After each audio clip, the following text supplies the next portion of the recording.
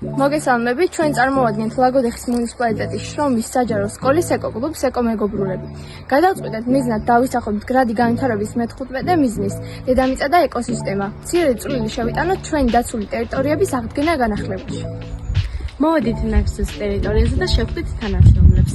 ისინი კი დაგვეხმარებიან საწყის ნებდების დაგმაში.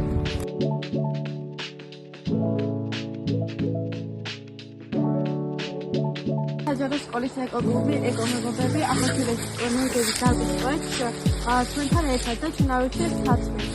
ნახეთ თავასთან დაკავშირებით. მოგესალმებით ამ პროექტს, მოგესალმებით თქვენს და ძალიან კარგი პროექტი. პატრიოტი მოდურავს ისედაც ამბობს, რომ 12 ხე მაინც უნდა დაარგოს ადამიანმა თავის ცხოვრების მანძილზე, გაჩვევა იქნება. ძალიან კარგი პროექტია. გვაინტერესებს როგორ ხდება მისი ნიადაგის შერჩევა, მოვლა. ასეთი ნიადაგი და ფავორიანი ადგილი აქვს.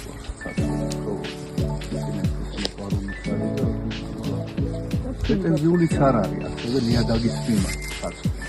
ისეთი ნიადაგის შევაკეთეთ, სადაც ვისაუბრეთ მეტყოლის მიზარია.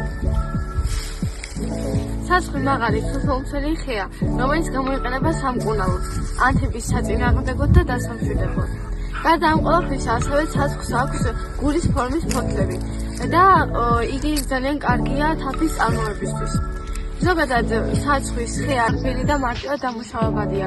სწორედ ამიტომ ძალიან ბევრი ხელოვნების ნიმუში და ავეჯი იქმნება.